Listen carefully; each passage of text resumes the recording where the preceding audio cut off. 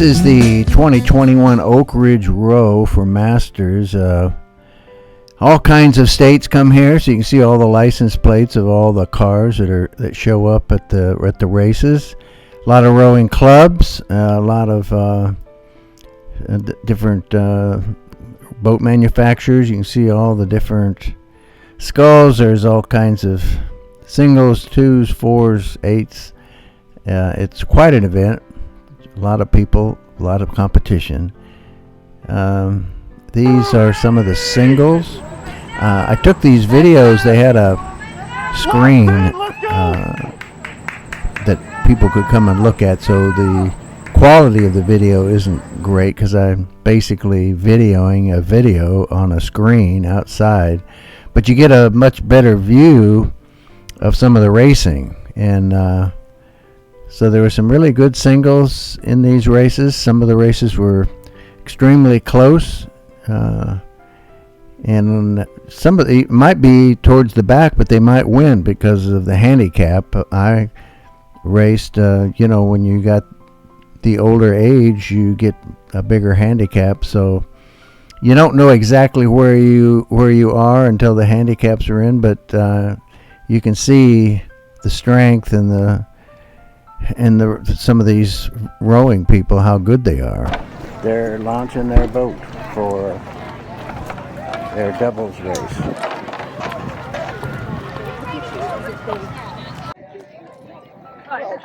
The 6:02.025 was 02:50. Was a time on a 2K done by Mike Connors, Siobhan Duff, Megan Hannawalt. The double. This is the launching of their double. They've been an incredible team together for many years, won lots of gold. But again, some of the video up on the screen shows just how close these doubles are. It's just amazing, the competition. And they had some aerial views with some drone that gives another view of the races, and you can see just how strong and how in sync these rowers are. Here's some fours. We had the singles, the doubles, the quads. Again, the intensity of the races are amazing, and there's the finish line, and these boats are awful close. Many of these teams, they train all year together, and they've been together for many years, so they know each other, and they work together in harmony, and they make these boats really move. It's really a pleasure to watch just how good some of these teams are and how efficient they move that boat through the water.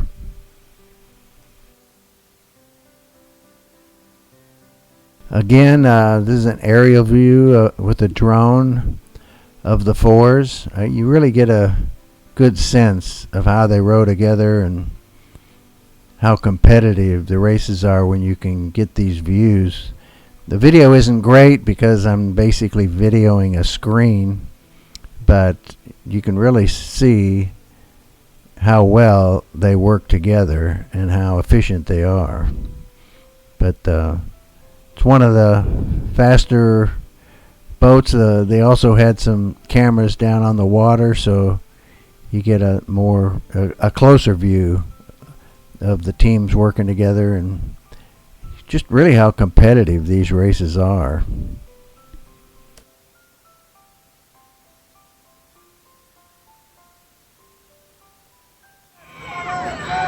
The last big group, here's the eights. Of course, the incredible power that can be generated by 8 rowers, and these things have really moved through. Again, you can see how competitive these racers are.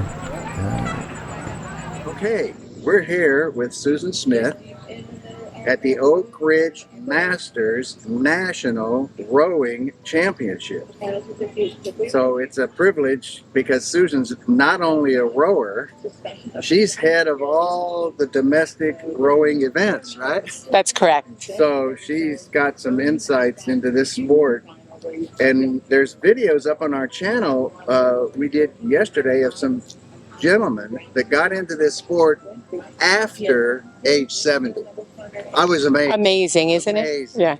So tell us about the organization a little bit, whatever in your own life in terms of rowing and what it meant to you. Sure. Let's get started off with the organization.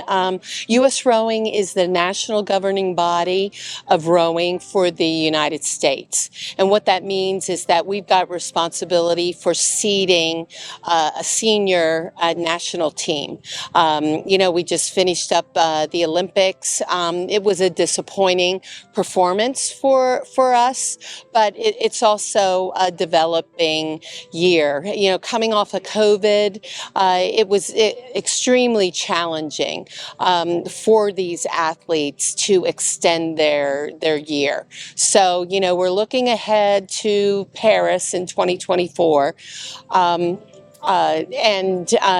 Have athletes that will take some time off, but then start jumping in the boat and beginning their training for 2024 in Paris. So we have the national team, and then the other side of the business, which we call domestic, is it's a membership-based organization. We've got roughly 80,000 individual members. Wow, 80,000? 80,000 and 1,400 organizational members. And these would be the clubs that individuals row out of. Yes, and so we're just wrapping up. 2021 Masters Nationals is the final championship for our summer championship season. And what age does Masters start? Masters starts 22, and that's younger than most sports. Yeah, and goes for Masters. Yeah. It's basically it's after high school and collegiate. So we've got a double A, which then represents, the younger folks in Masters. Okay. Would you have any idea how many rowers are in the organization that say are above 50 or above? Well, what I can tell you is that half of our organization is high school. Okay. And so our Masters is roughly 35% of the organization. And in terms of above 50, I'd have to go back and look at the demographics. But people get started in the sport at late. It doesn't mean you can't start because you didn't grow in high school. Oh, no. And in fact, that's my story. I found the sport because I found it for my son.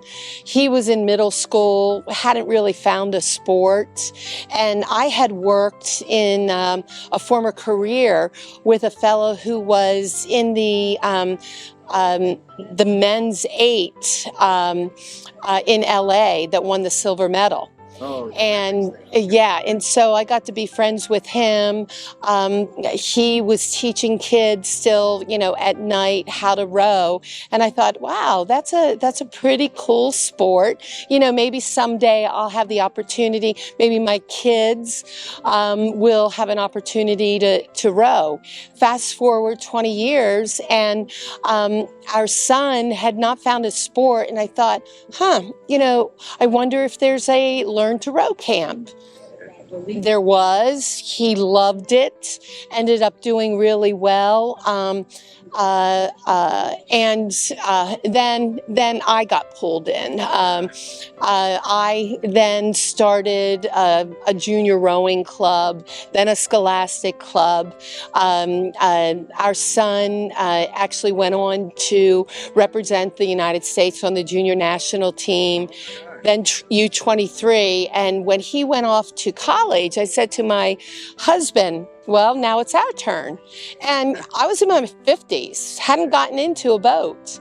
And so we took our first learn to row and loved it and started racing. And, we're rowing now through COVID. We have 2 singles, and on Saturday mornings and Sunday mornings, we put them on top of the car and head out to the local reservoir, and we'll row 15,000 meters. Wow. Mm-hmm. So that's something you and your husband do Together. And by the way, that beeping sound that you'll hear is people finishing the races that are going on behind us. That's correct. So you hear a beep as someone crosses the line. Well, that's exciting. How did you get involved in the organization itself? So I was doing some consulting at the time around 2014.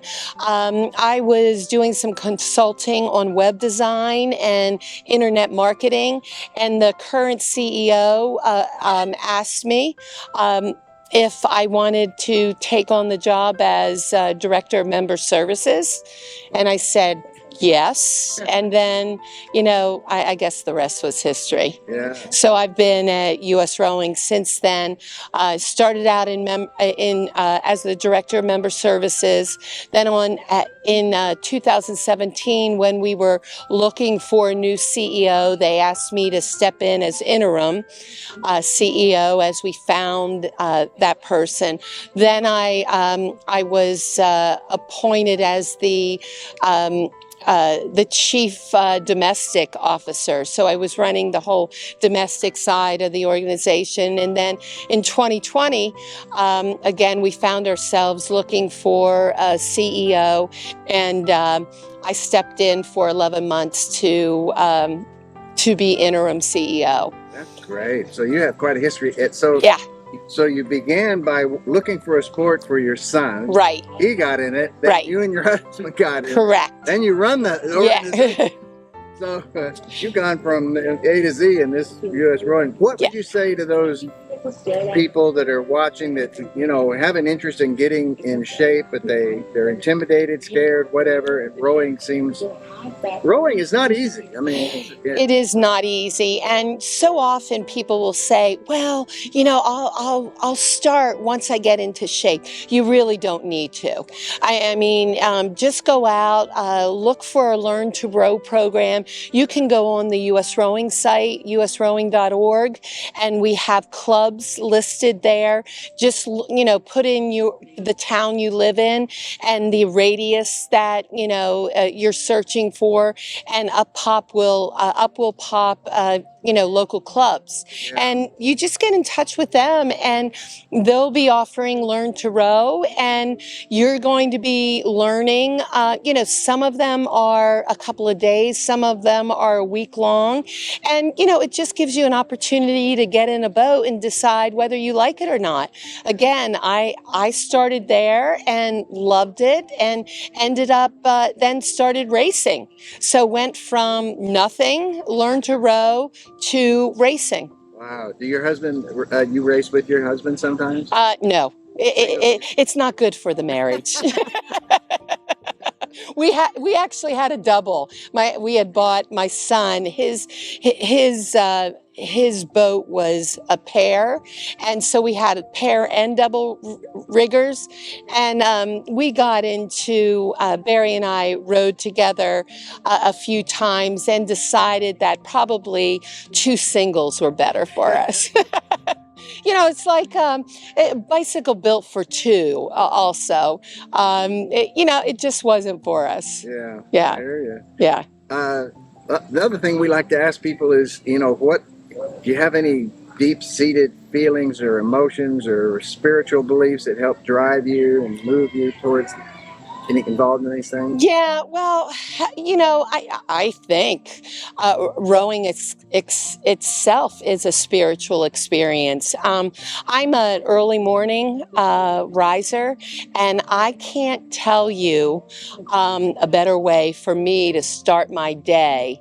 Early in the morning, the sun's just coming out, the mist is coming off the water. No phones, the birds are waking up, you're out there with nature, and there isn't a better way to start the day. It's a sport that really has a way of grounding you and connecting you to nature. Yeah, that's great. So, what events are coming up in the future? Well, let's see. Well, we've got, after this, we've got a whole fall racing, which is called the head season. And you can think about it similar to running. So in the spring, you've got track and field, there's sprints. In the fall, it's cross country. Same thing with rowing. In the spring, it's sprints. Yeah, in the spring, it's sprints. And in the fall, it's head season. So spring, you've got, for youth, you've got 2,000 meters. For masters, it's 1,000 meters. For head season, you're rowing 5,000 to 6,000 meters. I know they have the head of the hooch. Head of the hooch. Chattanooga, and then the head of the Charles. Yes. Yes. Yeah, I've been rowing for years. I didn't really know that. Yes. Yeah, thank you. Yep. So those are the big ones. The biggest, head of the Charles. Second biggest, head of the Hooch, which is, in this area. Then you've got head of the Schuylkill out of Philadelphia, which is done. Many people might know, if they've been to Philadelphia, you might have seen Boathouse Row, very historical spot, and lots of history in Philadelphia and Boathouse Row. It's fun to watch, but even more fun to get in a boat. So you'd recommend to those people that might be watching, trying to maybe get their health and fitness back together, that this is a sport they should consider? Absolutely. Yeah. Absolutely. And the thing that keeps you there is really the social aspect. So when I'm racing with my women's crew, let's say on a Saturday, we show up early, we have a nice practice, and then we all go out and have coffee and pastries afterwards. And that's a draw for the kids too. This sport, I can't tell you how many kids have come to the sport, never thought they were athletes, and become athletes. But the thing that keeps them there are their team members. Because within rowing, unless you're in a single, it's all about the team. Yeah. There aren't any stars in rowing. It's all about your teammates and teamwork. I've noticed that even though I row a single, the camaraderie of the rowing community is yes. intense. It's really great. Oh, yeah. I was in the VIP tent yesterday, sitting with 3 guys that didn't know one another, yet they all knew the same guy, another guy who was on the national team and was a coach, and then, spent the next hour just sharing stories about this guy. And the other part of it too is, no matter where you go, look up a boathouse and you will not be a stranger. Go in, knock on the door, because if you're a rower, you've got friends. Yeah. Now I know, like if you get into a single, it can be a very expensive sport in terms of buying a boat, but a lot of clubs, they have club boats, so you can you become a member and you can use their boat. That's correct. So you don't have to own. No. Certainly not at the beginning. No, absolutely not. Well, that's great. I tell you, that's encouraging. That's a lot of information for a lot of people. I think it'll motivate who knows how many to get out there and find a boathouse near them and get involved, give it a shot. Yeah. Our thing, get involved with something. Absolutely. Just keep on moving. Right. Thank you, Susan. We appreciate it. You're welcome. Thank you.